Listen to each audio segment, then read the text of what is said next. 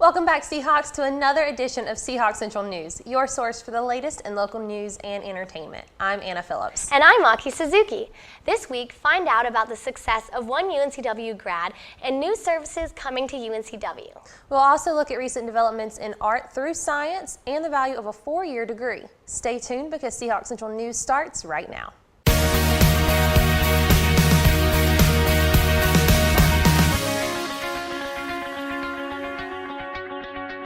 One UNCW grad has officially made it to the big time. Jason Mott's book, The Return, has been picked up by ABC as a new TV series set to air next fall.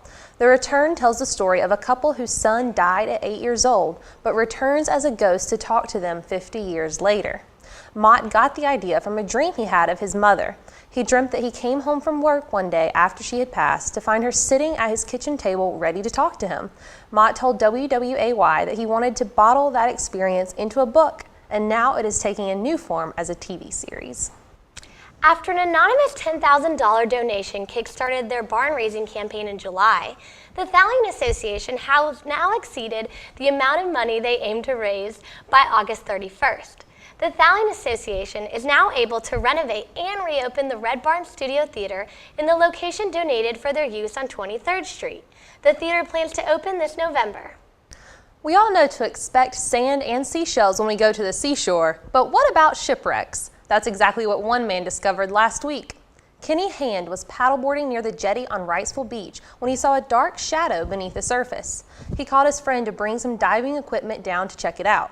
According to officials at the North Carolina Underwater Archaeology Branch, what they found was the remains of a blockade runner called Fanny and Jenny, a ship beached during the Civil War in 1864. Owners of local grocery Carolina Farming, which opened in August 2011, have recently announced that they will be closing the store in its Market Street location. To the relief of devoted shoppers, they have confirmed that this is only a temporary closing until the grocery finds a better location to reopen its doors.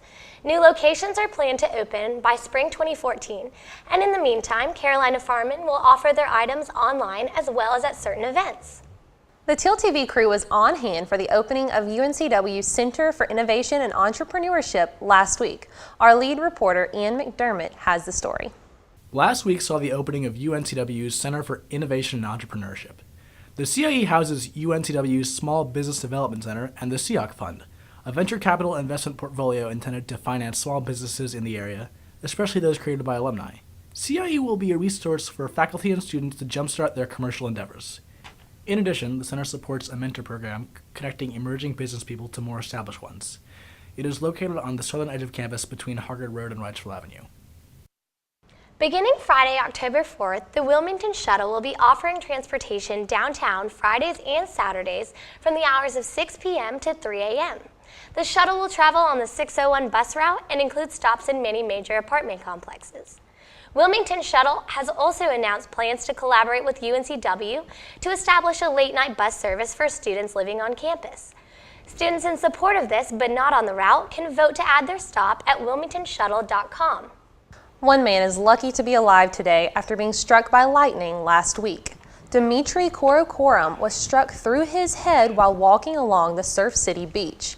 His fiancée, Juliana, was holding his hand and felt the shock run through her. She was thrown several feet through the air and opened her eyes to see Dimitri unmoving, face down in the sand. Luckily for them both, an off-duty firefighter saw the whole thing happen and ran down to help them. He called for help and began CPR on Dimitri. Juliana told WECT that she saw him come back to life, watching as his skin went from purple to pink. New York artist Heather Dewey Hagborg combines science with her art in her newest project, Stranger Visions. The artist collects items that contain human DNA, like old cigarette butts or chewed gum, and uses them at a community biotechnology lab in Brooklyn to extract DNA sequencing in the cells. Through this process, she is able to take traits from the DNA and simulate a 3D model of the face it belongs to.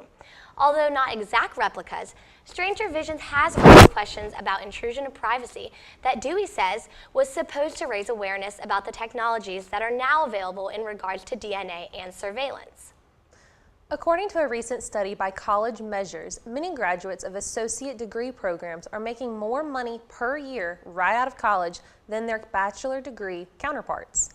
Mark Schneider, the president of College Measures, says the real importance of this study is to make sure students are making wise choices when applying to college programs. To get the most bang for your buck, he says students really need to look at their career goals, short-term and long-term, to choose the right program before taking out that hefty student loan.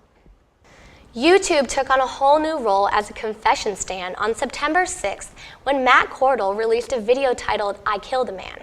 The video, which has over 300,000 views, is Cordell's admission to being responsible for the death of Vincent Canzani, whom he claims to have hit when drunk driving. In the video, Cordell says he will plead guilty when charged and ends his confession by asking the audience to not make the same mistakes as he has. The mayor of London has promised to find a new permanent home for a 9/11 memorial. The memorial is a sculpture by Maya Angelou made from some of the steel recovered after the attacks on September 11th.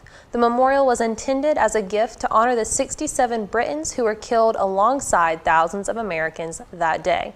It was originally placed in Battersea Park, but is being relocated to the Queen Elizabeth Olympic Park. Well, Seahawks, that's all we have for this episode. Until next time, I'm Aki Suzuki. And I'm Anna Phillips saying, so long, Seahawks.